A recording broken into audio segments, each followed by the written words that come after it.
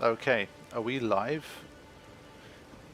If you can see and hear anything, let me know in the chat so that we can get started.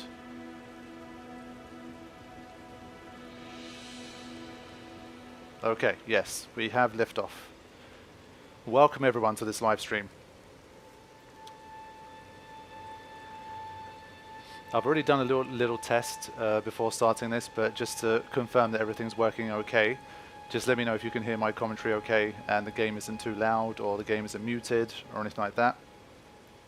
And then we can get started.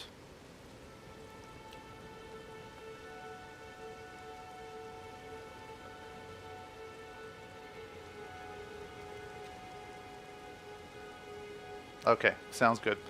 Right, so first of all I'm going to talk about what the point of this stream even is and why we're doing this. So basically I've been playing Elden Ring a lot since the end of February. My save file is about 150 hours long. Ended up getting the Platinum Trophy. It's the first Platinum I got since Final Fantasy X HD Remaster. So I absolutely love this game and I put a lot of time into it. But due to how busy the channel is and all the other work I have to do and just how huge the game is, obviously the series on the channel is lagging very far behind.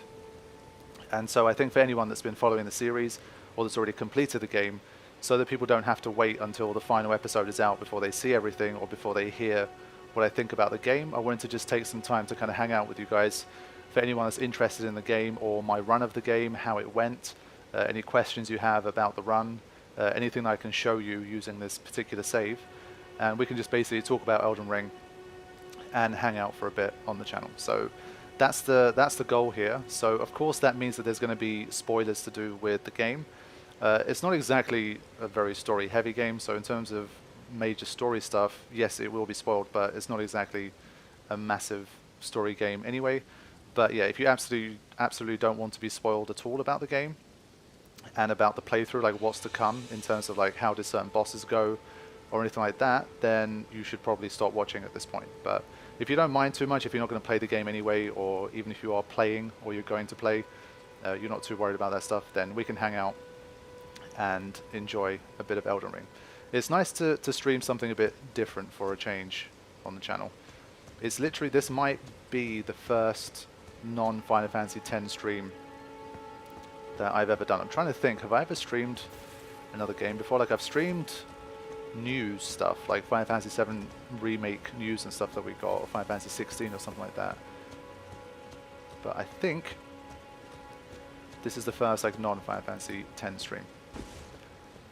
It's also, I think, the first time I've been trying to stream in 1080p as well. So the 24/7 stream runs off a different system. So that one's able to stream in 1080p, but my home internet's always been so unreliable that I've never really tried to do it, but hopefully it holds up well here.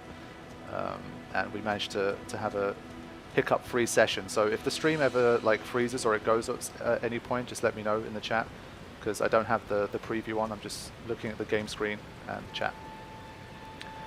Okay, so yeah, in general, I guess I should start by just saying what my overall impressions of the game are.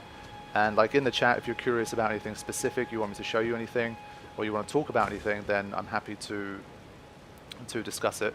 But yeah, in general, like I said, Elden Ring, I think in terms of gaming experiences I've had, it's got to be probably like in my top 5 gaming experiences of all time.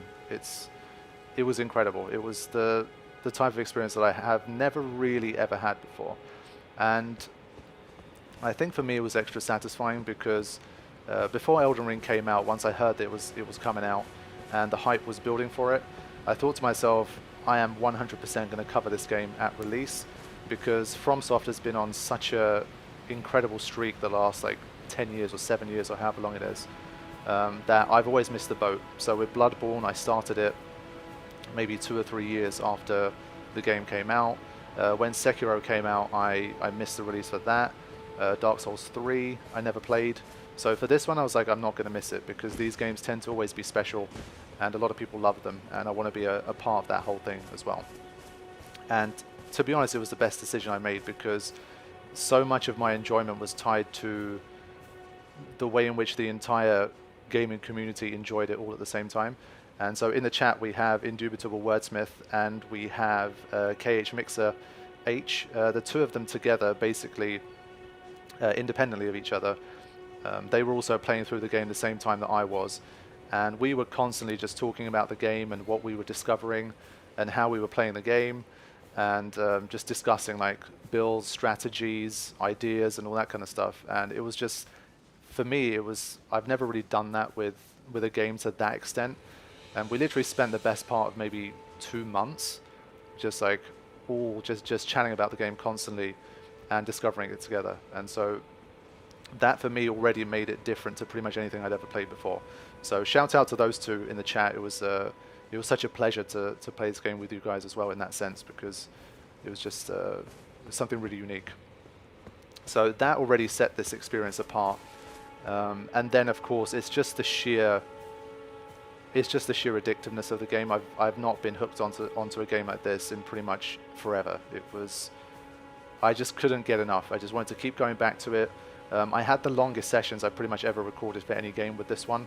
I'd play for like 5 hours, 6 hours, and normally I'd be fatigued by that point, and I'd be definitely like not wanting to record anymore. But most of the time, it would be the case that I'd be like, I've played so much, I've taken like enough time, I should probably stop, because if something goes wrong with this recording after like 6 hours, I'm going to be super upset, so I'm going to stop here. And so that was the kind of thing that this game was. And I talked about Horizon Forbidden West, and basically I'd already started Forbidden West like maybe 10 days before this. I'm trying to remember, something like 10 days before this.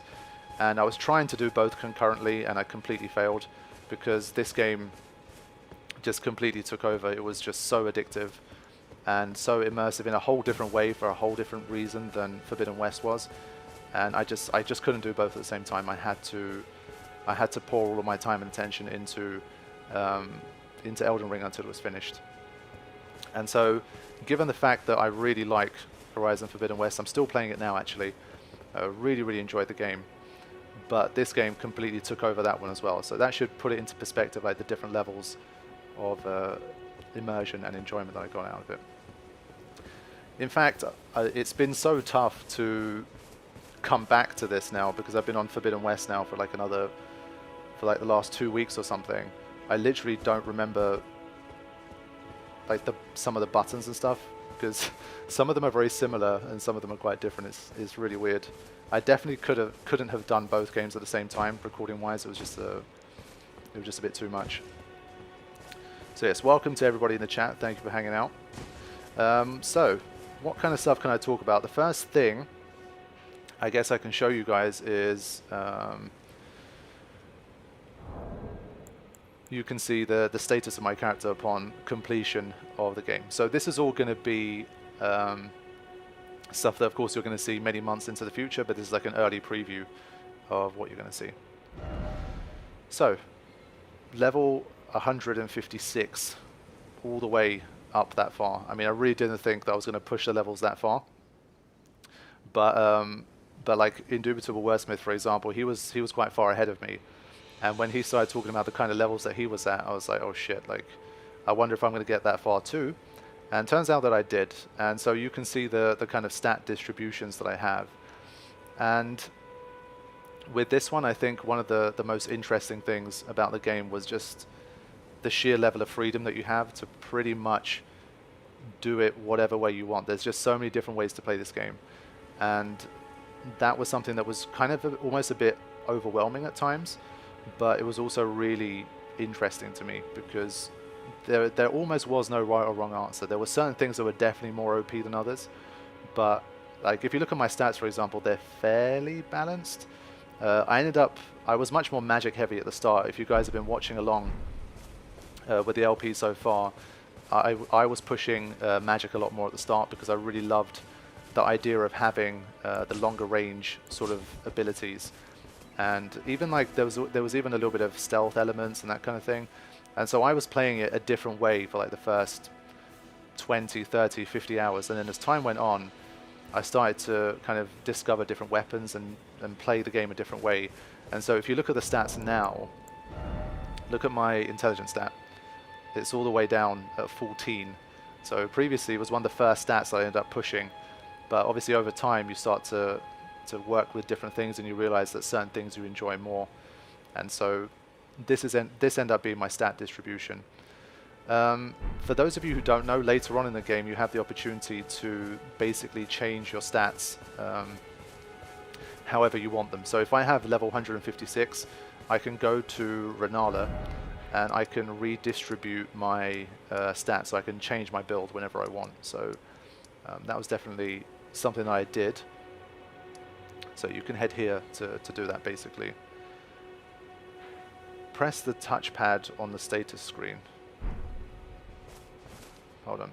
Is this far into New Game Plus? This is not a New Game Plus. This save that you're seeing here is literally right before the ending of the game. With New Game Plus, I couldn't teleport anywhere, obviously. I didn't really go deep into New Game Plus. So I wanted the entire map to be accessible when I did it. So that's why I fired this one up instead.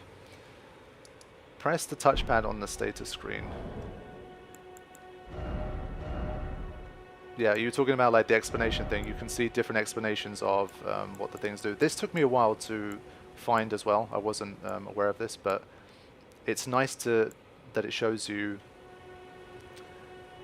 what it does. Because certain questions that you have, you feel like they go unanswered, but it was actually, there's a lot of stuff that gets explained here.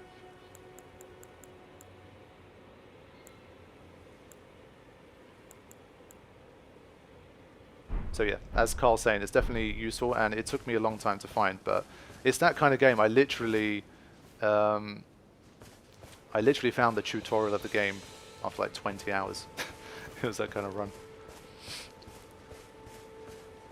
But yeah, more about the setup. So in terms of weapons, basically you guys would have seen, well, to be honest, at this point I hadn't really started spamming the ice hatchet.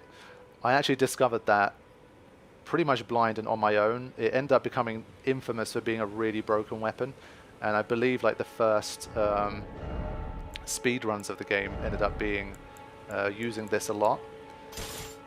But I kind of discovered it on my own, and it was like version 1.02 of the game, and I just remember like discovering that once you could start doing this, I was like, holy shit, this is insane.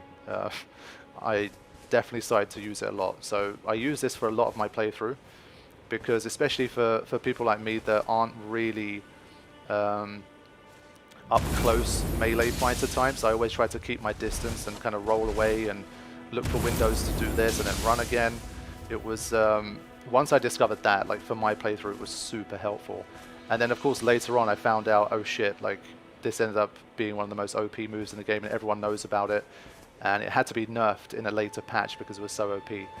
But I mean, I didn't care. I mean, it's one of those things where you find a way to win, you find what you enjoy using, and you just go for it. So yeah, I definitely use this a lot, but I guess most used weapon was probably still the Gargoyle Twin Blade. I'll get rid of the shield for now. I twin bladed a lot in this. And basically again, Blood Slash was another one that I discovered where it had really nice range, and it worked pretty well, did good damage. And then you could of course have blood build up depending on the Ash of War that you put on it. So all of that kind of stuff was really useful to me as well. And again, as I was playing, I was like, I discovered this kind of on my own and I was enjoying it and it was working well. And then later on I was like, oh shit, okay, I guess everyone knew about this, and again it's really broken, but that's just how it went, and I definitely enjoyed using this a lot. So you'll see this a lot. Let me have a look at the chat. Did you get the Rivers of Blood? This one, right? I got this really late on, actually, but I did get the Rivers of Blood. But I did use this one. I didn't get any katanas until like over 100 hours in the game, I think. So it took a long time. But once I did get it, I did mess around with it a bit. Everyone coming into chat, welcome. Thank you for joining us. So let me read a few things here.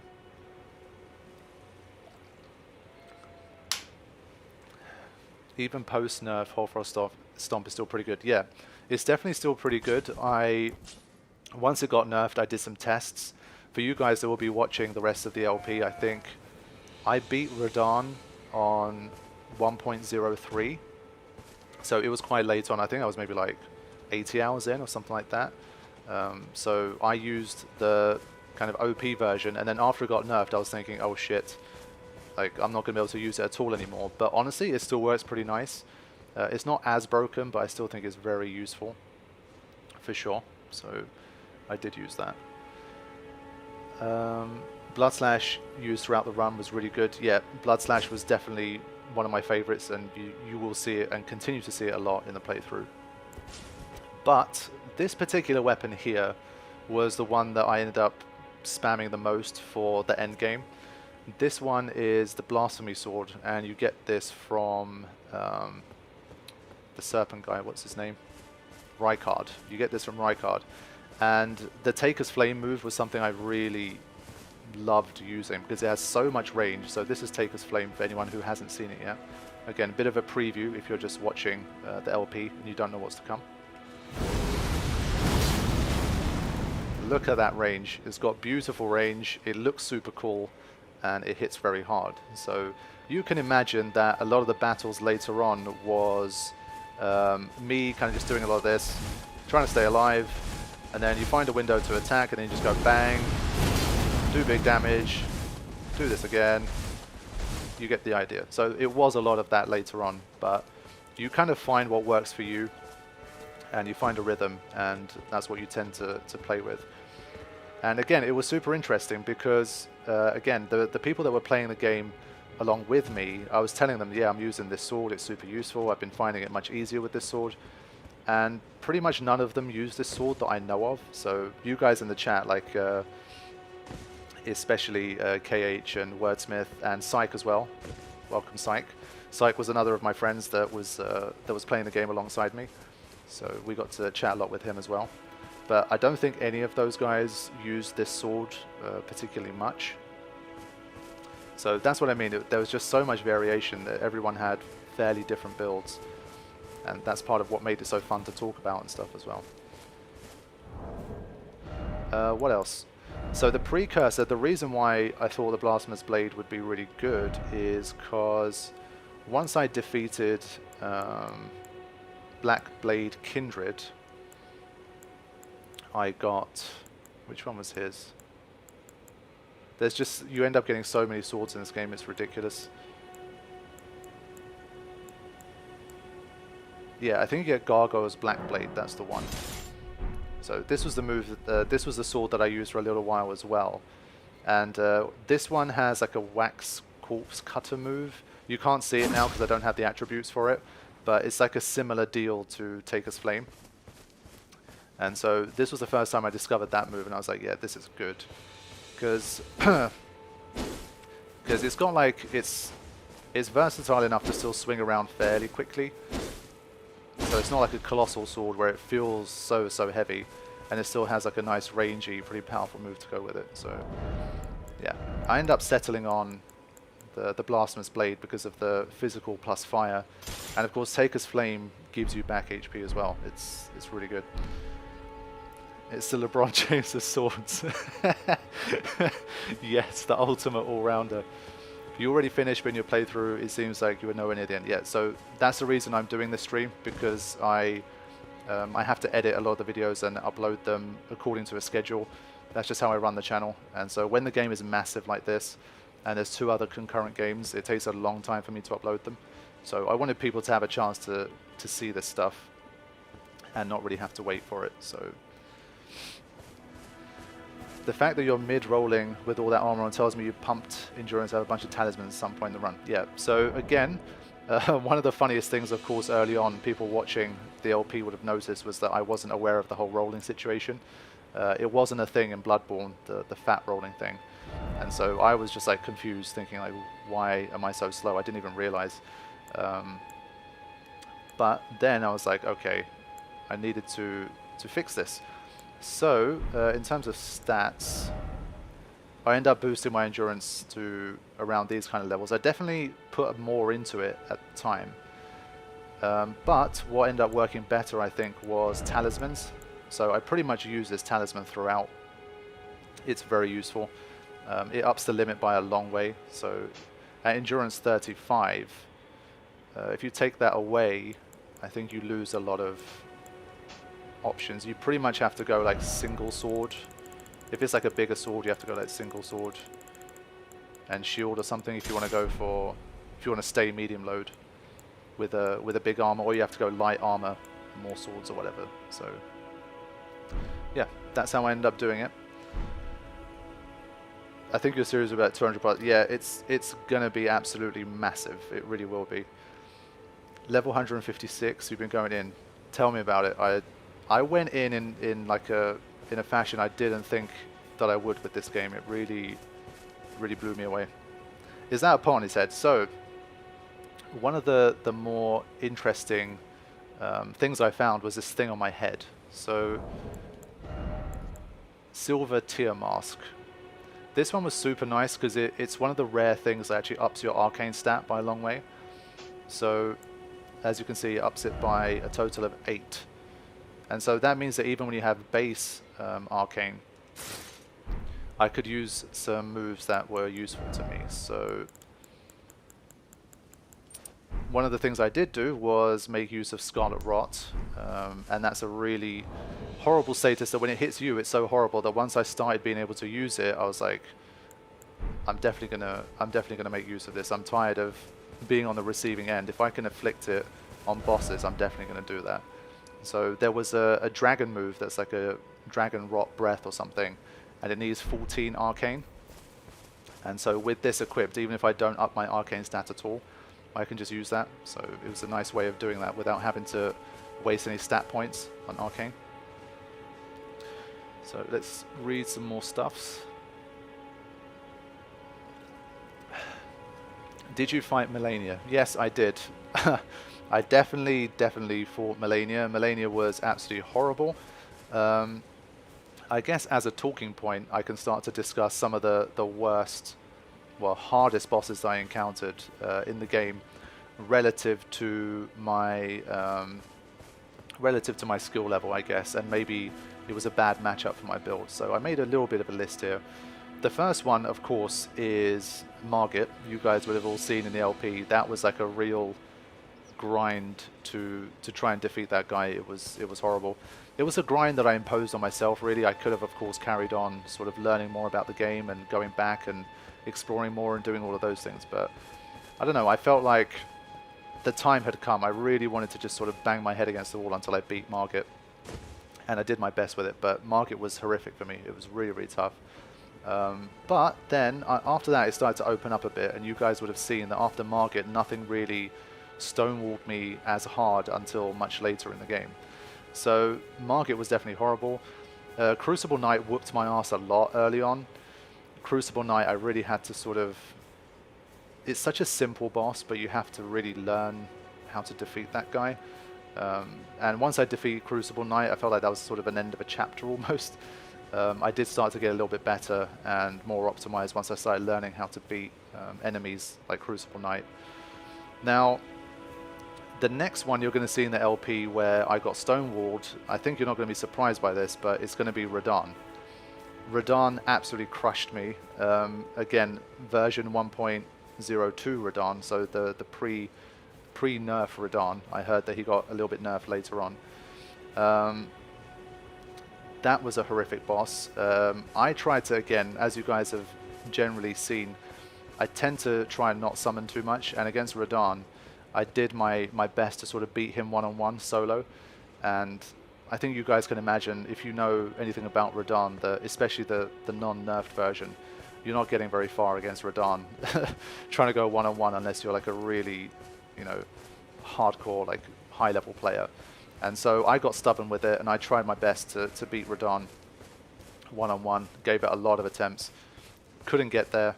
And then I bit the bullet, and I was talking to people like Wordsmith and Syke and KH, and I was like, you know, what's the deal? And in the end, I was just like, you know what, based on the conversations I had, a lot of people ended up summoning. So in that battle, the way it's structured, it basically, the game wants you to summon so hard. It's really designed for you to summon. It works in a different way to pretty much any other battle in that sense. So that's why for my battle with Radahn, I banged my head against the wall. I spent maybe an hour or two on him, just soloing, and I just couldn't get there, and I was like, you know what, I'm going to have to summon. And then once I summoned, life got easier, and I managed to beat Radahn. But he was really, really horrible, and solo I didn't do very well. So I think you guys will enjoy watching the Radahn battle. Next up, I've got a few more bosses noted down here.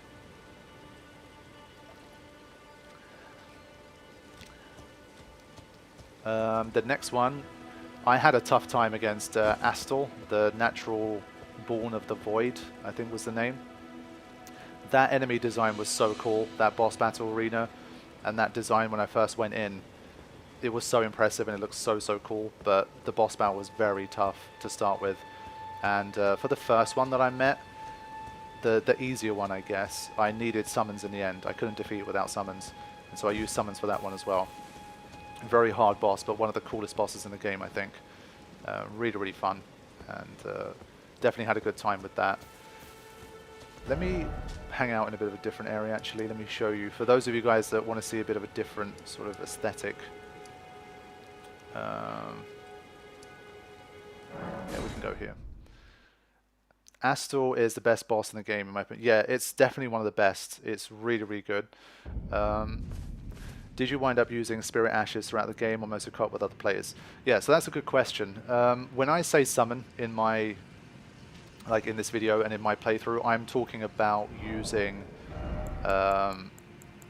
Lost Ashes of War or whatever they're called, like the summon thingies. These ones, basically, the Ashes. So I didn't play co-op at all, so I didn't have like assistance from any real-world players coming into my game. I basically just used these guys. Most of the time, they were just there to draw the attention of the boss while I got to work. And once you gain access to Mimic Tier, of course, then it becomes attackingly very useful as well. And so, yeah, I did use these guys. I tried to play without using them as much as possible, but I did end up using them. So for people who don't know what it is, so Erica, oh boy, Blob, let me show you exactly what I mean. I literally don't even remember the bloody buttons here. I need to get to an area where you can summon. I don't know where you can. But the next time I do, I'll try to summon something so you guys can see it in action. But, yeah, I mean, look at this area. I definitely think it's one of the most beautiful areas I've ever been in a game. Just that starry sky, and you've got like the nebulous clouds in the back. It's just absolutely beautiful. Looks really, really cool. Good to hear you don't have to play co-op. Yeah, you don't. You definitely can get through. I'll talk a bit more about that stuff in a bit. But yeah, you can definitely get by without playing co-op. Zeng Vang, thank you for the donation. I hope I pronounced that correctly. Really appreciate it. Thank you for the support. Wondering in the future, are you considering the other Souls games? Maybe not the Souls games. I think Sekiro is the one I'm considering the most at this point. I've played so much Elden Ring, and Sekiro I've always been told kind of stands apart from those a bit more, and it's a different type of I guess like difficulty, different kind of challenge, different kind of style. And so if I do go to another FromSoft game, it's likely going to be Sekiro. So that's what we'll be doing most likely on the channel. In terms of an ETA, I don't know when, but if I am to play another FromSoft game, it's likely going to be Sekiro. So that's that. Yeah, talking about difficult bosses, Deathrite Bird was tough. Deathrite Bird, I was actually quite proud. That one was a tough battle. It took me a long time, but that was one I managed to do without summoning at all, which I was pretty proud of in the end. So that was one of the hardest ones, but a pretty unique boss, was interesting and was definitely difficult, but it was on that real sweet spot where you can kind of, you can grind out the victory if you hang in there. So co-op is never necessary in the game, even seems to encourage on using it sparingly. Yeah, I mean, it definitely doesn't seem necessary to me, but it's there if you need it. Dear live stream, thank you for the donation, appreciate it. Do you have something against Dark Souls? No, I don't. I mean, I was actually close to playing the Dark Souls remake on the PS5, but because I couldn't get a PS5 near release, and it was only on PS5, I didn't want to in the end. I was like, I'm not going to try to get a scalped PlayStation 5 to try and play this game at release, so I'm not too sure. But now I feel like, because I've played so much Elden Ring, someone asked what my playtime is, it's like over 150 hours at this point. I feel like Dark Souls right now is just going to be too much of the kind of stuff I've experienced with Elden Ring already.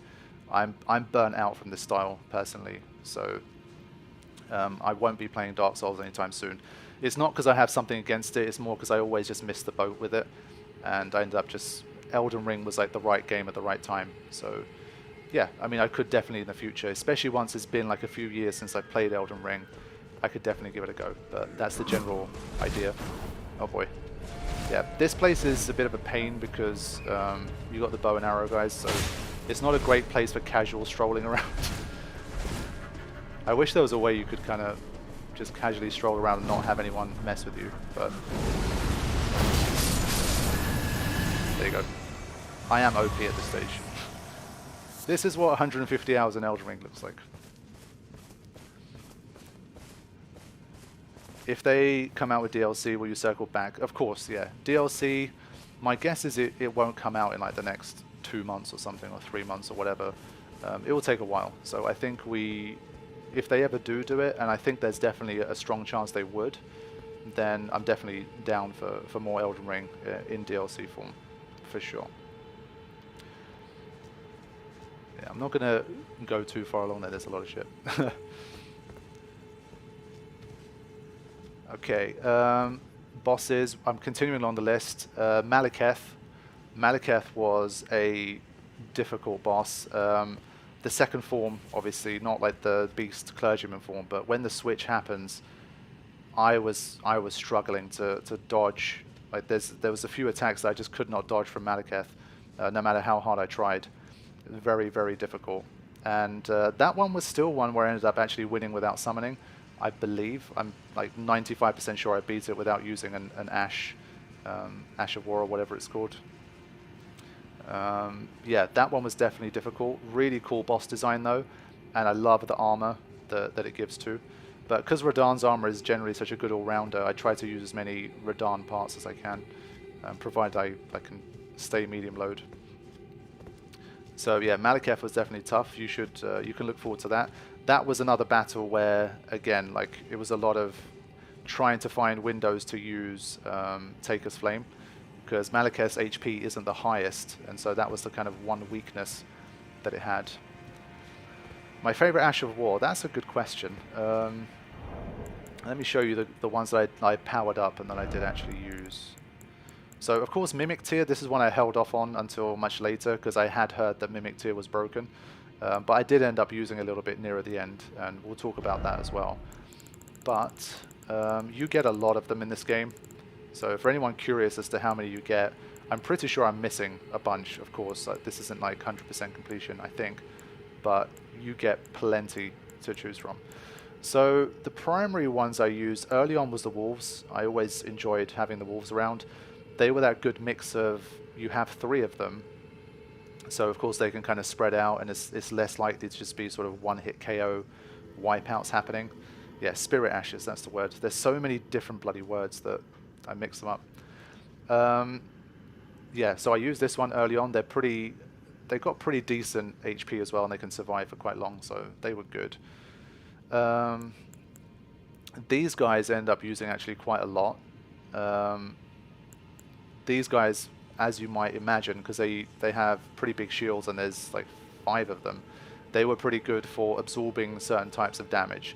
Now, if an enemy had, let's say like a Scarlet Rot breath attack or something like that, then these guys got wiped out pretty easily. But for strikers, like the ones that just kind of hit you with a sword or whatever, these guys were great at drawing damage and just allowing me to sort of get to work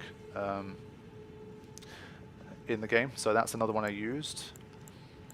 I didn't use that many. As you can see, most of these haven't been powered up at all. I tried to not summon that much. Yeah, I barely summoned at all. This guy I summoned maybe once or twice. I didn't really use that much. I figured if I can summon one that has like a longer range attack, it might be useful to me. So that was my logic with that, but I didn't end up using it that much. And Lutel the Headless, I tried this one against Melania actually. It did okay, but I didn't like it too much in the end, so I didn't use it that much either. And this one I never really had the FP to do it, so yeah, I'm sure this one's got to be one of the best that you can use because its FP value is so high, but I never end up using it because my FP was always, well, almost always too low until right at the end, and then mimicked it. So that was the story with those. Let me read a few more comments. How long do you think until the entire LP is uploaded? Honestly, no idea, but a long time. Months is going to be the easiest answer. As I've said, what I will do is whenever there's a gap in the channel, so Final Fantasy IV, let's say, is going to be completed, I'll have a little break from Final Fantasy uploads for, let's say, like a few weeks, a month or something. And during that window, I'll pump out more Elden Ring to replace it. So Elden Ring will be kind of plugging any gaps on the channel alongside its normal schedule.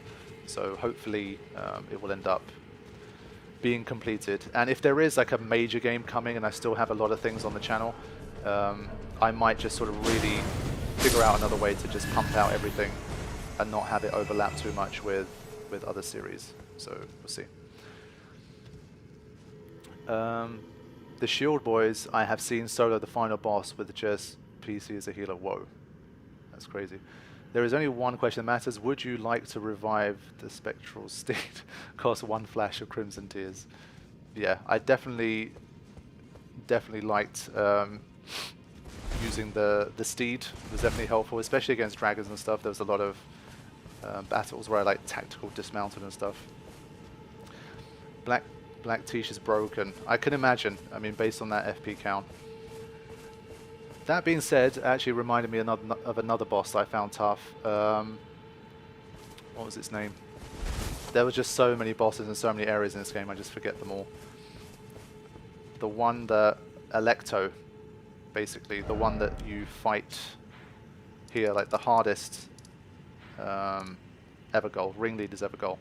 That one gave me a lot of trouble at the start, but I came back when I was more OP, and I managed to defeat it, but I was really struggling. The build I had was really poorly matched against it, but when I went for builds that could stagger it a lot more, and I just went a bit more like powerful, it worked out pretty well. What do you have mixed in your Wondrous Physic? I tried a few different things with that. I was experimenting around with it. Let's go to another different area.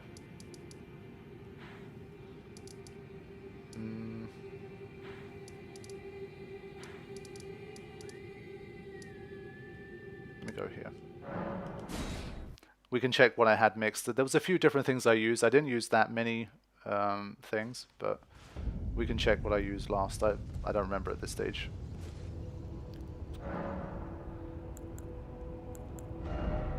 Right, at this point I had temporarily boost all damage negation, and I had stamina recovery speed.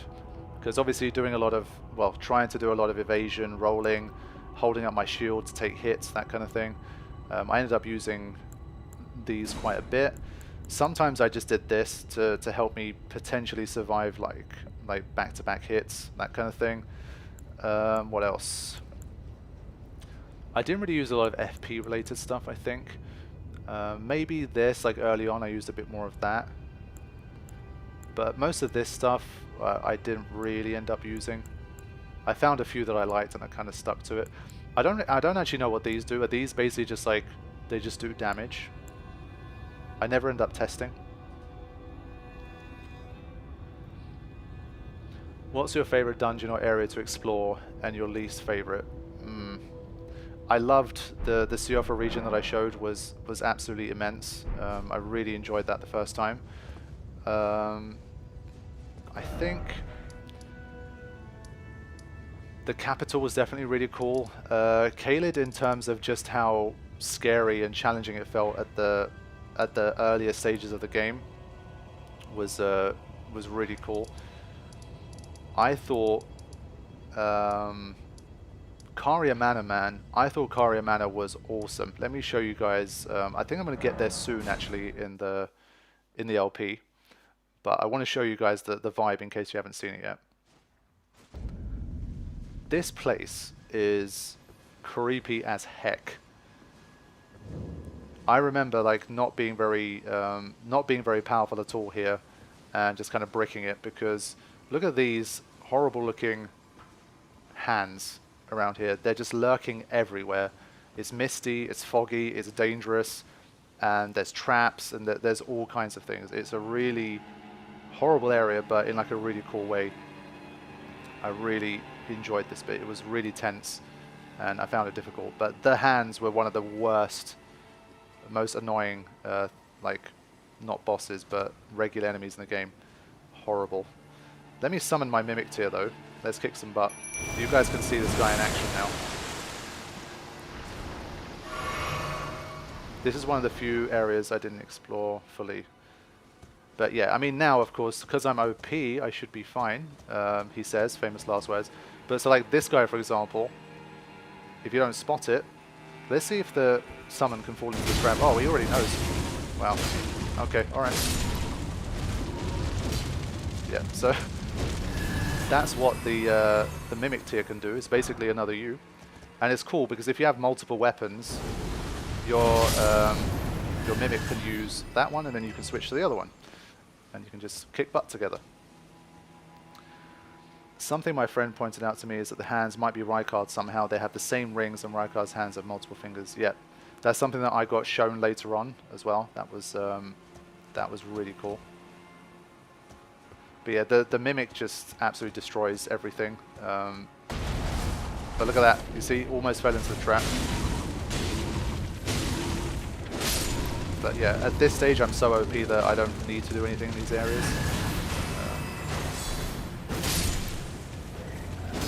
And this is the reason why you don't really need to summon like real players in co-op.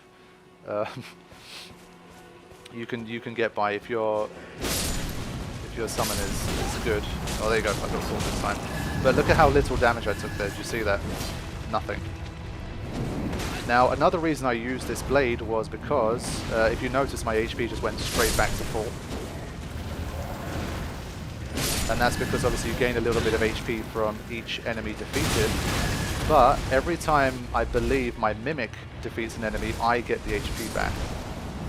You see? So I'm not the one attacking. And I still get the HP benefit. Watch my HP bar. See? So it's really OP. It's a really good weapon. It's something I didn't realize for a long time, but it just made a lot of sense once it started using it. So yeah, this area was one of my favorites of the game. It was truly horrible, but in a good way. Okay, let me get out of here. Volcano Mana.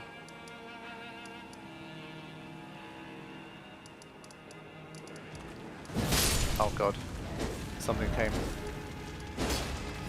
We go here and check out some more comments.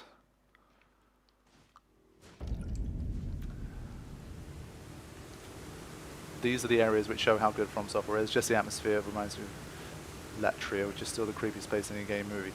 Yeah, the amount of variety in the areas is simply awesome. I mean, you guys are seeing how giant this map is. And then you've got 3 separate underground sections as well. Just the amount of different aesthetics and art direction and atmosphere and style, it's really unbelievable. It's amazing. Blob hasn't even taken damage yet. I think because the Blob is using the Taker's flame as well. I think it's part of it as well. There was a funny glitch where if you played online and watched bloodstains, the players dying from the bloodstains would heal you too. Whoa, that's interesting. What is LP? LP basically, I think it stands for, well, it's Let's Play, right? I mixed up with Long Play for a second. I don't call my videos LPs, but it's kind of, it rolls off the tongue more easily than commentary walkthroughs or commentary playthroughs. So Let's Plays are more like where people are, I guess the way I categorize LPs over walkthroughs is that to me at least, it feels a bit more casual, and like you tend to have a face cam, and people are chatting during the scenes, and it's a bit more of a sort of interactive experience, I guess. Like they're much more involved in the playthrough than like my style, which is much more. I think mine is more like commentary walkthrough playthrough than LP, but because it's so widely known in the community, people just call these things LPs that I call them LP as well. Did you use the bird grind spot on the ledge on the way to Moog? No, I wasn't aware of that one. One of the most interesting places I ended up finding, which was probably one of my favorite catacombs, was this one.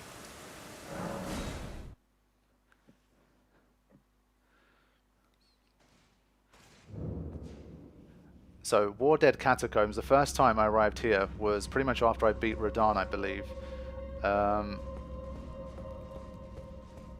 And I came here and seeing all of these guys battling it out and how powerful they were. These guys are still pretty strong even in the end game. And so it was really interesting. I imagine coming here when you're like level 80 instead of level 150. They're strong, these guys. They're really strong. Like now, of course, I can still take them out, but they're definitely much, much more powerful than a lot of stuff you meet in the game. And of course, because of their ghostly nature, they just respawn. So you take them out, and then they just respawn. So just a truly horrible, horrible place. And even at like end game level, you can die very easily around here. So, but you can see just spamming this move, for example, is one of the easiest ways to get through. But yeah, it was a horrible area, but making it through here for the first time, it was really rewarding when I got to the end.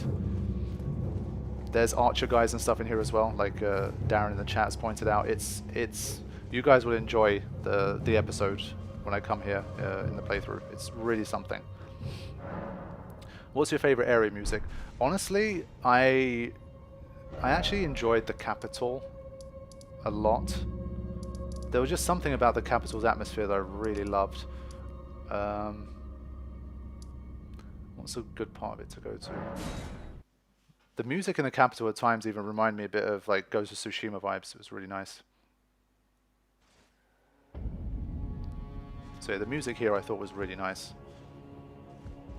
As like airy music goes.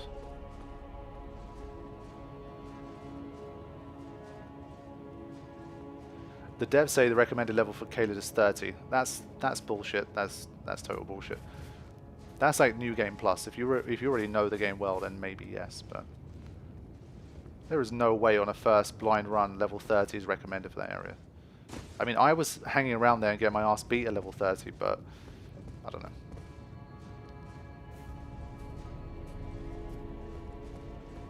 But yeah, definitely enjoyed this particular area. I guess this is a spoiler for people that don't know the story / game and you've been watching along in the LP. But yes, the Capital ends up looking a little bit different later on.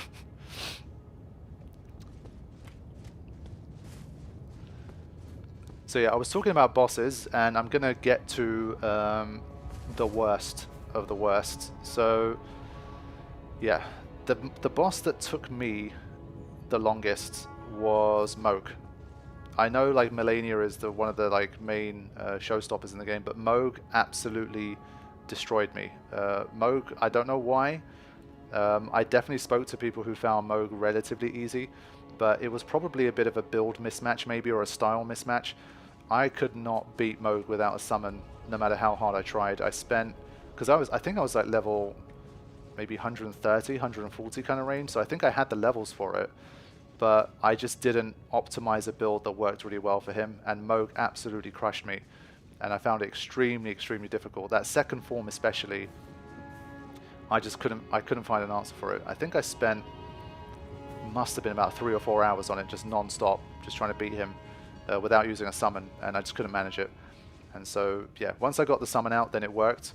I think a couple of my friends that beat it also use summons too, but one of my friends had a really OP, well-matched build for it and completely took him out. And you're going to see, I won't spoil the battle like too hard, but there's one move that it has that's so broken that it ended up killing a lot of my attempts in the process anyway. And so yeah, that was one of the toughest things that I faced in a very long time.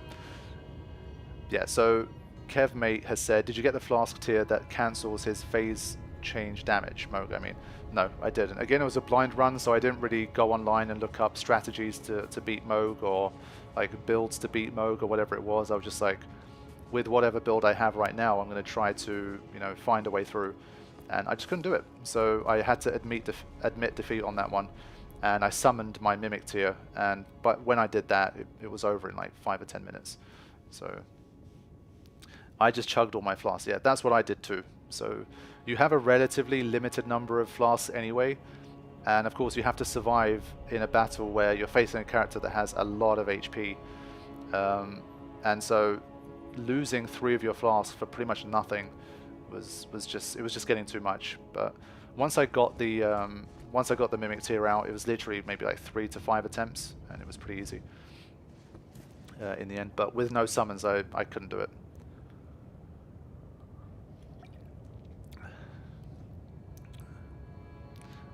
Before I knew about the crystal tier to Cheesemog, yeah, I was sure there was probably something, there must have been a way, but I just couldn't find it. I chugged, I didn't mind chugging though. Yeah, so Erica, I'm going to get to your question in a second. I've got a couple more bosses to mention as well. Melania, of course, worth a mention, infamous boss. Melania, again, I really gave it my best with Melania, but again, there's a context of I'd already been playing it for about 140 hours at this point, and so I think my overall endurance for kind of spending 5 hours on a boss, I didn't have enough in the tank to really sort of go at it for like 10 hours to try and win. So I think maybe 2 or 3 hours I spent on Melania trying to beat her without summons, and again I couldn't do it. It just wasn't enough. And so yeah, Melania again was another one where I had to bite the bullet and I had to summon, and once I had the Mimic tier, we completely crushed her. So that was one of the things I thought was a bit of a shame about the run. I couldn't quite find that sweet spot for some of the bosses. Like Moog he went from like a 10 out of 10 to like a 5 out of 10 when I summoned. Melania maybe even easier than Moog still after I summoned. So I couldn't quite find it. It was either almost impossibly difficult for me, or I won within like 3 to 5 attempts when I summoned. So that was one of the things that definitely I do wish was a little different, but I don't know how they could have really made that any different. But yeah, that was how those two went, but those two were the hardest bosses I would say that I faced in the game. Godskin, you guys are going to notice that the Godskins I happen to do pretty well against, weirdly enough. I think I beat all of the Godskins in the game without summoning at all, with relative ease. That was one of the ones where, again, when I was talking to other people, they were like, Godskin, you know, gave me a hard time. And I was like, oh, I didn't find it that difficult. So I think I was pretty well matched against those guys. Maybe the Taker's Flame move or something was particularly good against them, I don't know. So yeah, Godskin and Godskin Duo and stuff I was okay with. I think I needed maybe 6 attempts against Godskin Duo. That was fine.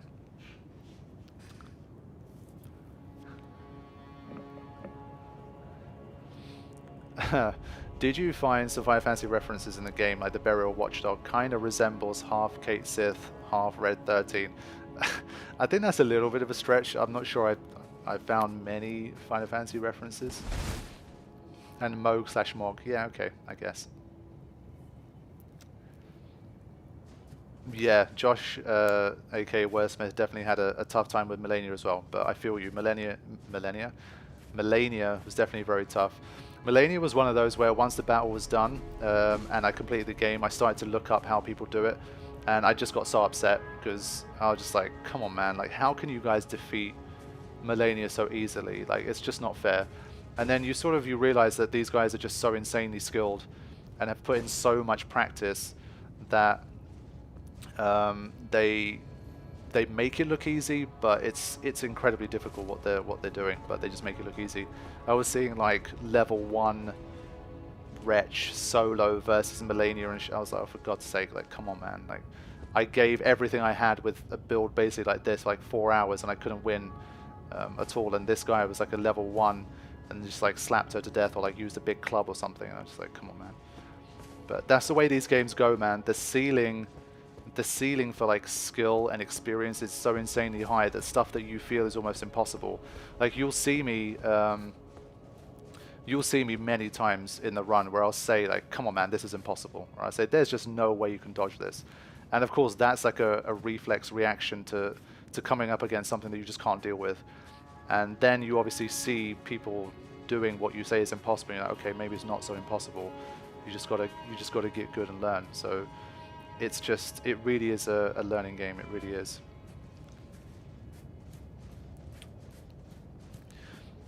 Yeah, so that's definitely a debate to be had, like skill versus practice. And I'm a believer that honestly, it feels more about practice than about skill. I think you need a baseline level of skill, of course. Like if you got that sort of reaction time and your dexterity with your hands or whatever, then yes, of course you need a bit of that. But I do think most of it does come down to just repetition and practice, and just completely memorizing everything down to an absolute T. So much so that when I was talking to again people like Wordsmith and stuff, I was like, I do wish I could go back to like 2008 Dansquate, where I had all the time in the world. This wasn't my full-time job. I didn't have other commitments going on. I wasn't sort of living an adult life with things to do and bills to pay and all that kind of thing.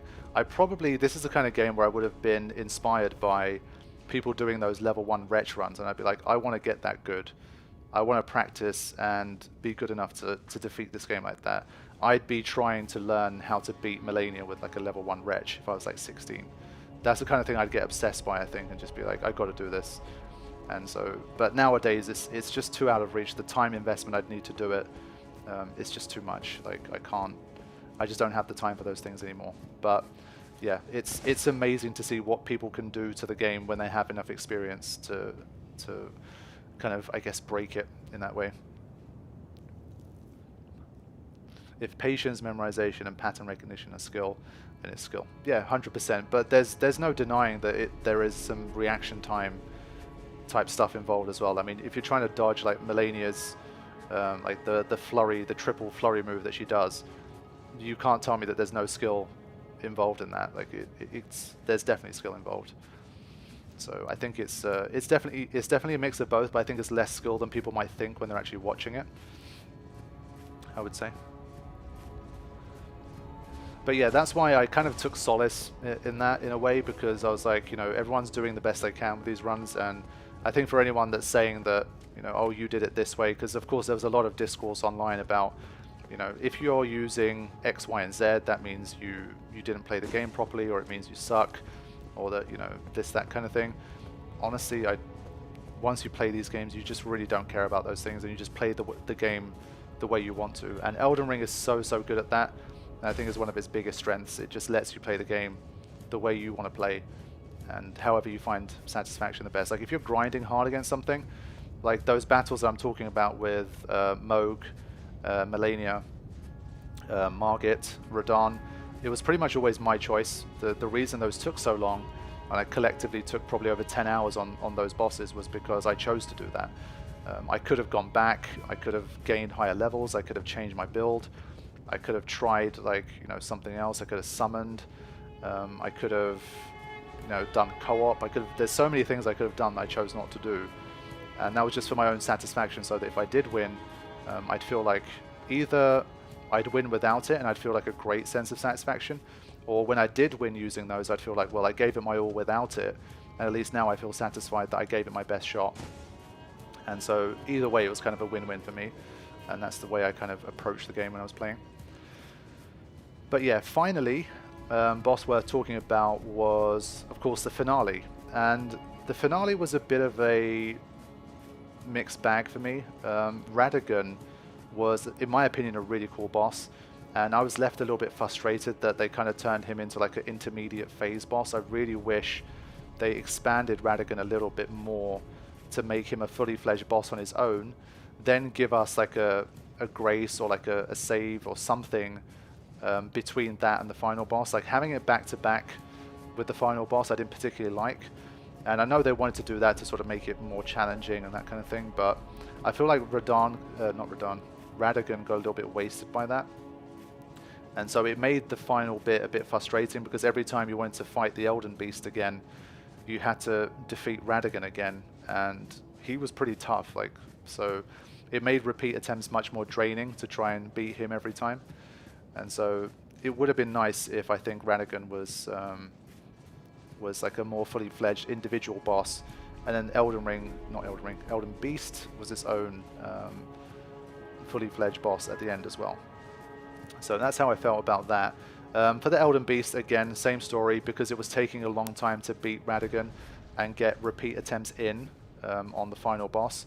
After a time, I ended up just summoning and defeating the final boss as well. So the three major endgame bosses that I used summon on was Moog, Elden Beast, and Melania. So those three I resorted to my Mimic to win the battle. And I think the rest of them, like Malekith and stuff, Godskin Duo, Deathrite Bird, those kind of things, I took those guys out without using any summons. So it was like a nice mix of a bit of everything for me, so I didn't mind it too much.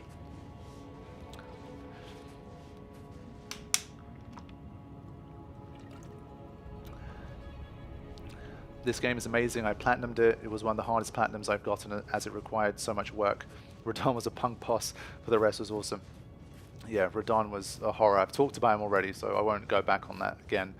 But yeah, platinuming the game was actually easier than I thought, and I'm really glad that they made the platinum quite easy to do, because the game is already so huge and so expansive that if they put in all of this extra sort of particular minute bullshit, it would have been really annoying and not worth it. So I'm glad they didn't push you too far, and a lot of getting the platinum was purely just kind of exploring around or defeating bosses. So I think for that reason I definitely enjoyed it, and that's why I was so motivated to go on and get the platinum, and I did. So I think props to them for not making it this stupid, like, you know, find 99 of every single item to get a trophy or some shit. So I think I liked the way it was. Lucas Peters, thank you for the donation, appreciate it. Will you ever do a Persona 5 playthrough? Not on the channel, I don't think, at this stage. You've seen with games like Elden Ring, when games go over that 100-hour mark, it just gets so long and so difficult to do on the channel. I hear that there's a lot of copyright bullshit to do with Persona as well. It's not the easiest game to upload. So I will probably play it in my own time, I think, and maybe like talk about it once I have played it. I think a full LP, considering everything else that I do on the channel, might be a bit too much of a stretch at this stage. So at this point it's a no, but I'm not saying no forever, but at this point it's definitely not going to be on the cards. What do you think of the story? Do you feel like you have a full picture? At this stage, no. Once I completed the game, like I said, I'd spent so much time with the game, and I'd been playing so intensively that I just wanted a break from the game. And so I haven't done like the Vati video deep dive into the lore of the game and that kind of stuff yet, so I don't have much to say about the story at this point, but I will be going into that and seeing how interesting it all is in the future. Did you save scum the different endings? Yeah, so I created a save before I defeated, just after I defeated the final boss, and I managed to get all of the different endings, and you'll get to see that on the channel. So I do have them all, including the Flame of Frenzy ending. That was insane, and I think Josh can kind of mention in the chat his experience with that one. That was super interesting to me, but there is the Lord of Frenzied Flame ending in the LP as well.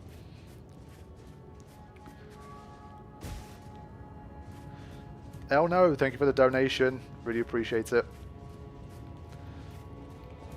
The amount of build variety in this game is incredible. My first playthrough did a double katana dex build, now my second I'm doing a faith.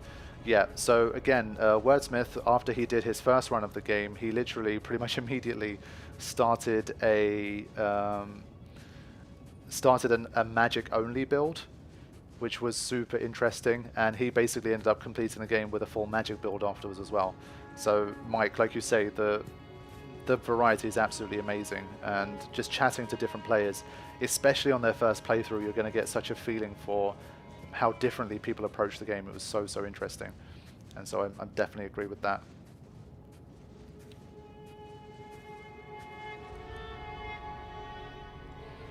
Yeah, so Josh basically ended up getting the frenzied flame ending by accident. Like, I think it wasn't even really that documented on how to get it. It was very early on in the game's release, and he somehow accidentally stumbled across that ending. It was ridiculous. Varty is struggling in his comprehension of the story. He changed some opinions between videos. Honestly, that's probably another reason why I left it a little bit as well. The game to me is still very fresh, and it's so big, and there's probably little pockets of lore and stuff to still be discovered. So I think I'll probably kind of approach that at some point later on and have a look at it as well. Let me go to another area. Deep root depths was an interesting place. Let's go here.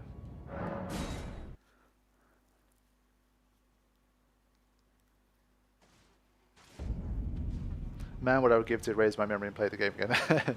Yeah, it definitely has that kind of feeling. I'm so glad that I managed to play this game at launch and really do everything. So yeah, it was a pretty major battle that took place here as well. There's also inevitable DLC that will expand on stuff. Agreed, for sure. There is so much lore that even the description in some armor changes when you alter them. So there's still so much to explain. That's insane. I just hope it all sort of comes together in a satisfying enough way. That's still something that I do maybe someday wish that FromSoft will try. I've heard that Sekiro is a bit more of a classic story, not like a Dark Souls, Bloodborne, Elden Ring style method of storytelling. Not sure on that because I haven't played it and I haven't really looked it up, but I've been told there's a bit more of a classic kind of story that's pretty easy to follow, and you don't need to do you don't need to watch 6 hours of lore videos to understand what happened. So in the future, I still feel like maybe FromSoft should give it a go, man. Like, maybe make a game like Elden Ring or like a Bloodborne that has maybe a bit more of a traditional style of storytelling with maybe a little more cutscenes, a little more dialogue, a little less lore needed to piece together the actual main story itself. I don't know. I feel like maybe that could work. Like, I'm imagining everything I've done here mixed in with some kind of, you know, more classic story. For me, at least, for the kind of stuff that I like, I feel like that could be a very winning combination. Because if this is already so good, I'm imagining that if there was a story that kind of gripped me as well, then it would take it to whole different levels. But of course, they've carved out their own niche, and this method of storytelling and world building is very special in its own right. So I'm not saying it's bad. I'm just saying, like, for the future, where can they even take the franchise? Because this game is such a masterpiece in so many ways. Like, where do they raise the bar from here? Do they try to make another open world game like Elden Ring? Do they go back to their roots and try to make like Dark Souls 4 and make it back to how it was? I don't know. Like, they're going to have to come up with something. I mean, what do you guys want to see in the chat? Would you guys prefer to see another Elden Ring style? Or would you prefer them to go back to Dark Souls style again? Or you want them to try something maybe a bit different compared to what you've seen? So, I don't know. For me, at least, because I'm not as invested in the whole Dark Souls situation, having played only Bloodborne and this one, I'm obviously a lot more open to them trying new things, like adding a bit more of a traditional story or something like that.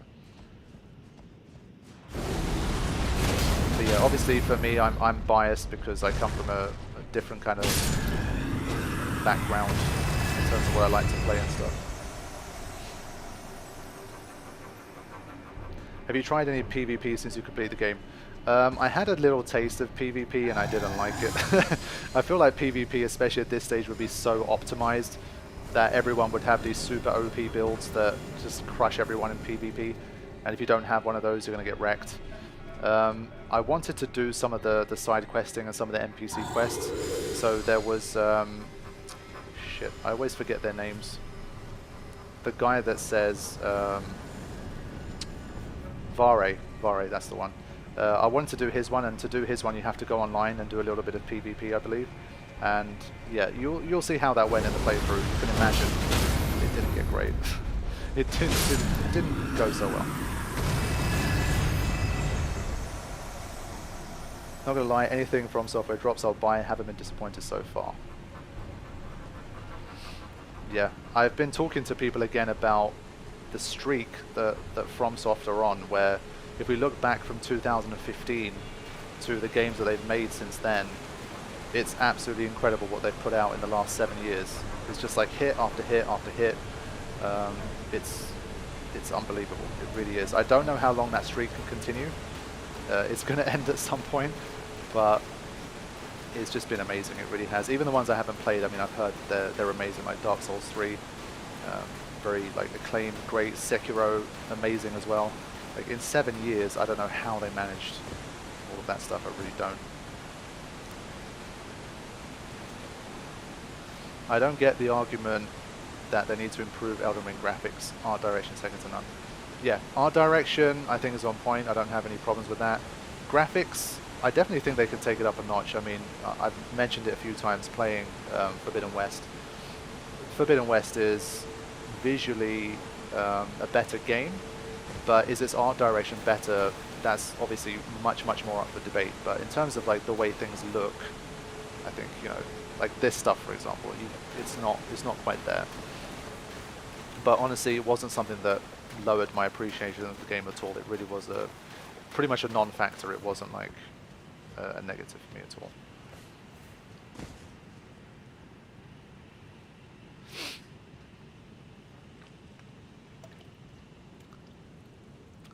So I think Erica was talking about if I could kind of give myself advice from part 1, what would I say? Honestly, I think the first thing was that I should have explored this region first. I arrived here when I was a bit OP. Because you don't really know, you're just blinding it, you don't have the maps available, you're just going in whatever direction. And I think it's very easy for players to just go across here and start heading into Caelid. And of course part of that is great because it's so challenging, and it's going to give you like a whole different atmosphere and like the difficulty and that kind of thing. But I think in going there first and spending some time there, you end up becoming a bit too powerful for the South Peninsula. So that ended up not being all that much of a challenge for me. So I would have said kind of hang out in Limgrave, do South Peninsula, and then probably after I did that, then if I reached Margit for the first time, I think that would have been a bit of a better flow. But obviously I couldn't have known. I mean, in hindsight, obviously I can say that, but I probably wouldn't have spent as much time in Caelid early on, and I would have gone to South Peninsula earlier if that was the case.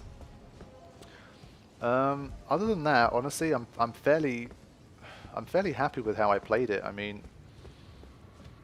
I can't really think of too much I would have said because I think I enjoyed the game personally in the way that I wanted to enjoy it. There wasn't really many regrets I would say that I had. I tried to do everything the way I wanted to do it, and I didn't compromise too much on that.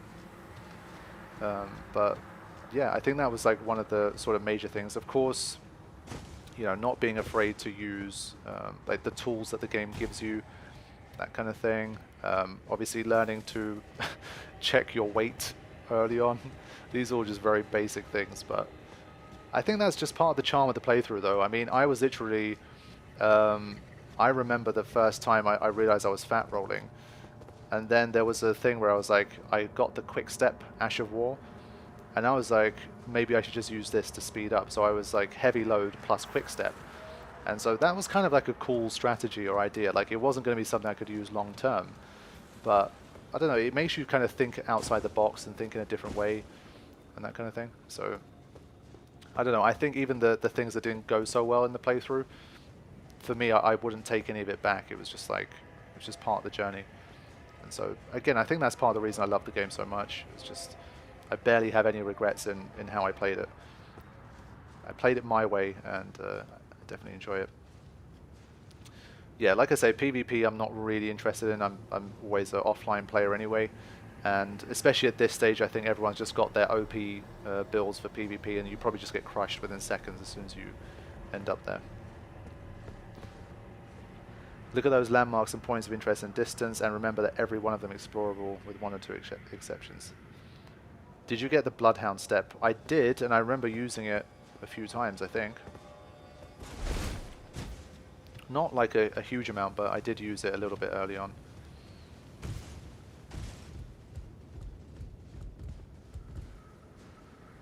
But yeah, I mean, just especially now that we're near the end of the game, we've burned the Erdtree. The skies and stuff in this game is just, it's insane.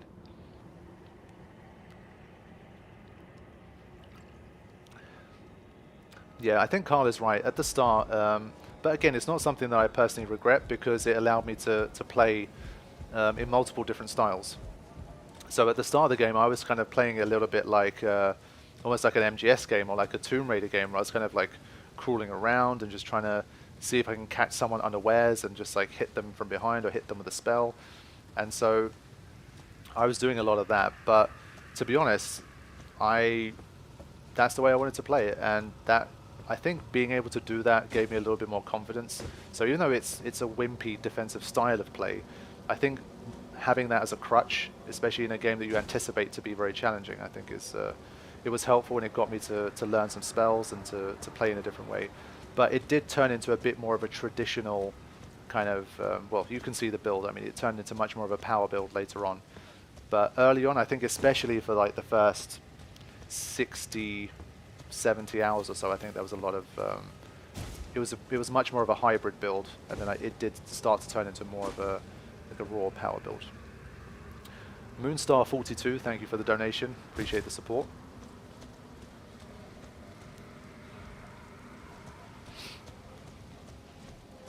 So I don't want this video to drag on too long, so I think if there's any like general final questions that you want to hit me up with, we can talk about those, and then I'll start to wrap things up. But you can tell I haven't been playing for a while. Run like a chocobo, stab like a tomberry. Yes. Yeah, someone asked about spells. I never end up increasing my intelligence stat like super high, by the way. I got to maybe, I think, like the late 20s or something, and it just wasn't working for me. And I think especially against like more aggressive bosses, I just didn't really have the time to cast the spells that I wanted to. And then obviously to cast the spells, I needed a lot more FP, but I was more concerned with raising other stats instead of FP, so I just couldn't optimize the way I wanted to with magic. So I think if you are going to use magic, especially the further you go in the game, I think it's a bit hard to keep a pure hybrid build, especially on a blind run.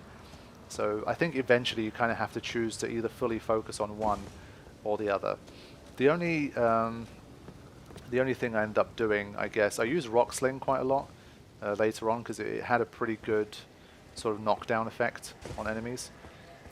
That was one I did use a bit, and then I just started to use like the Dragon's Rot Breath and that kind of thing. But in terms of magic spells, I didn't really use much in the end, to be honest. See you later, Nick. Thanks for joining us. I was hoping we'd see you destroy the tree center on New Game Plus. Okay, what I will say is that at the end of the playthrough in the final session, I did fire up New Game Plus, and I sprinted all the way to Margit just to fight him again in New Game Plus. So that did happen, and I'll leave you guys that to watch later on. Did you beat that crazy Scarlet Rot Dragon? Yeah, I did. I beat pretty much everything. I don't think there's anything I didn't beat.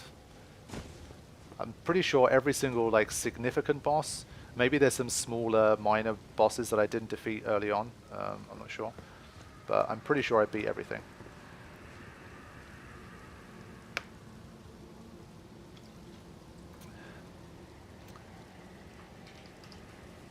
Do you have any hopes and dreams for the sequel?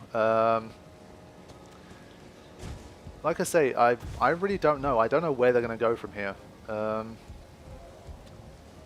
More of the same would be fine. I mean, I don't see a problem with there being more of the same. But like I say, for me, could they inject a bit more story? I'd like the side quests to maybe be a bit better. I had this discussion with a few people. And I do feel like, based on what I've been told, the side quest sort of philosophy was maybe stuck in Dark Souls a bit too much. I'm not sure it suited the open world as much for some of them. Like the way people don't appear where you might intuitively expect them to be, they disappear. The order of things can be a little bit weird. So I'm not sure they really nailed that down as well as they could. That's something maybe that they can improve on in the next game. But in general, I really don't know. I'm just very curious to see what they do next. How did you like the platforming session for the Lord of Frenzy Flame ending? It was really bad. It was definitely not one of my favorite things to do in the game. It wasn't horrible. It didn't take me hours and hours, but there was a lot of dying. And I can't say it was the best thing in the world. Thank you, the live stream. Appreciate it. I wish you engaged with the comments a bit more. Yeah, that's something I've talked about multiple times in the playthrough. On these blind runs, I've found over the years, I've been doing this for so long, and after reading like tens and tens of thousands of them, I've developed my own way of playing through these games and running the channel and running the comment section and that kind of thing. So I've found my own groove. I'm much happier since I stopped reading comments every single day. It used to be a part of my routine. And ultimately, I decided it's not the most productive use of my time. And of course, that means that there's going to be some comments and some interactions that would have been good that I'm going to miss out on, but nothing's ever perfect. I mean, I'm on the 24/7 stream quite regularly. I'm on social media, so I'm very much in touch with the community. But day-to-day reading comments when you have as many videos as I do, and you're trying to do blind playthroughs of video games, it's just not a good mix. And I think it wears you down eventually, and well, it did for me, so that's just the way that went. The side quests, having read about them, seem hard to come across organically. Yeah, some of them are like that, some of them you completely miss. So there was a lot of things where I remember I mentioned like a character, I think it was to Josh, where I said, there's a character called Rogier, and I was like, you know, I was talking about Rogier, and even though he'd completed the game, I remember him just saying Rogier, like question mark, and I was like, what the hell? This guy's literally like, he's right there. Like, how could you not see him? How could you not like interact with him? But then you realize when you look up the amount of NPCs and the quest lines and stuff, you're like, oh shit, like I would have missed a chunk of these. And that's not even like the issue really, but there's just some of them where, you know, they say like one line and then they disappear off the map. And then you're supposed to figure out where they could be next. And so you make a few guesses and sometimes you're wrong and they don't appear where you expect them to appear, and it's just like, it gets a little bit, it gets a bit weird, so I don't know.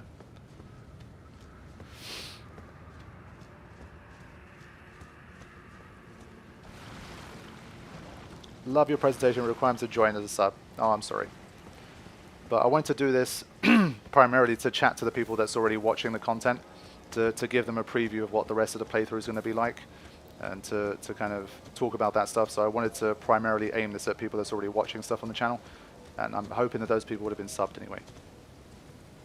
I don't think it's that much of an ask to just click subscribe on the channel, but to each their own. Can you say anything about how you get platinum in the game? I think that's a big question. I don't know. All I know is that there's definitely a couple of missables. You should definitely look those up if you're looking to get platinum yourself. That's the only thing of importance, I think. There's a Bolt of Grandsax, I think is the name of the weapon. I think that's one thing that's definitely missable. So let me try and find it. This one. So if you miss this one, I believe you can't get the platinum. Anyone in the chat knows any different, you can correct me on that. But I've heard that maybe like if you play co-op, a friend can drop you this weapon or something. But in terms of like the single player platinum requirement experience, I believe this is missable, and so you need to make sure you get this before you get to like a certain point in the game. So you should definitely look that up. But other than that, it wasn't too bad, and of course you can just pull up guides and look up stuff once you're done. Yeah, if you miss the bolt, just go into New Game Plus. You can get back to the bolt in 2 or 3 hours tops. So, I mean, it's 2 or 3 hours wasted to get it, but it's not the end of the world. But it is a requirement for the platinum. Yes, definitely remember to like the stream if you've enjoyed hanging out. I'll try to do a bit more stuff like this in the future. These live streams are always fun to chat to people with. Okay. Thank you, Lucas, for joining us. Appreciate it. It was good chatting to you as well. What's your biggest criticism regarding the game? I think biggest criticism, I think before I sign off, I'll just talk about that. Probably repetition. They repeated certain things a bit too much. I would have preferred the game to be, personally, 30% smaller and 30% less repetitive as a result, let's say. I think there was a bit too much recycled bosses, where it just, after a time, it just became a bit silly. Like Ulcerated Tree Spirit, you meet like 10 of those in the game or something. And so it lost a little bit of its unique. It just didn't need to have that many, just don't repeat them so much. But The Catacombs, for example, could get a little bit samey, but I think boss repetition and some of the side questing structure where things didn't always, you couldn't find what you were looking for, it wasn't in the order that you should have done it, and blah blah blah. So there's definitely criticisms. I mean, there's definitely a lot of little things like that, but overall the experience is king, and I definitely enjoyed it a lot. Okay, final question, because I don't want this to go on super long. After playing Elden Ring and Forbidden West at the same time, what is better about the Elden Ring open world, and what is better about Forbidden West open world? Oof, that's a really good question. I think probably the motivation for doing so with Elden Ring, it was always kind of looking for the next boss or finding a landmark and going to it. Finding things accidentally, that kind of thing. It was a lot of, it was very, very organic, pure sort of immersion exploration style. Forbidden West was a little bit more, it was motivated by like quest lines you were taking. Visually, if somewhere looked really cool, like there was a nice jungle area, you just wanted to like walk through it and explore it and that kind of thing. So I think motivations were slightly different. In terms of just pure like immersive, addictive, exploring the world, Elden Ring, that's like, you know, Elden Ring I think is pretty close to the top of the pyramid. The only other game I played that was open world that made me explore in that way was probably Breath of the Wild, but I think Elden Ring, for me at least, took it to a whole different level because of the gameplay and the bosses and the art direction and all of those things. So that's all I can really say on it so far, but like I said, I really do love both games. Horizon Forbidden West, I've definitely enjoyed a lot as well, especially the last 5-10 hours. I'm really close to the end of the game now, have been very strong. But, I mean, Elden Ring is definitely a step above. I think Forbidden West is in like that sort of 8.5 to 9 out of 10 range, 9.2 tops maybe so far. But Elden Ring is in that sort of 9.5 to 10 out of 10 range. It really is, at least for me, it's been very special, and I think a lot of people would say the same. So I think that's something that I'm going to conclude with for now. Let me see, are there any other things that I should check out here?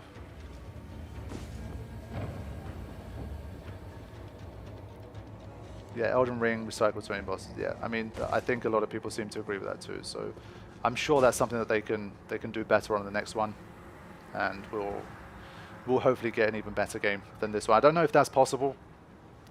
This game is so good where I genuinely don't see how they could make a better game overall, but who knows, man. We'll have to find out together. So I'm going to wrap this up. Thank you all so much for joining me on this live stream. Had a good time chatting to you guys and listening to people's opinions and thoughts on the game too. And it was nice for me to share some of mine and give you guys a bit of a preview on what to expect. Someone asked how many episodes it will be. It's going to be really a long series. I don't really have an estimate because, like I say, Moog, for example, was like 4 hours by himself. How many of those 4 hours are you going to see? I don't know. Maybe you're only going to see about an hour's worth of attempts, so that's 3 hours of the playthrough gone. So like a very simple 150 times like 1.5 is not really going to be accurate. So you're just going to have to see how it goes. It's going to be one for the long haul, but hopefully you guys will continue to enjoy it whenever you get the time to watch. So thank you all. I will see you soon. Take care. Thank you for all the support. Have a good night or a good day wherever you are in the world. Take care.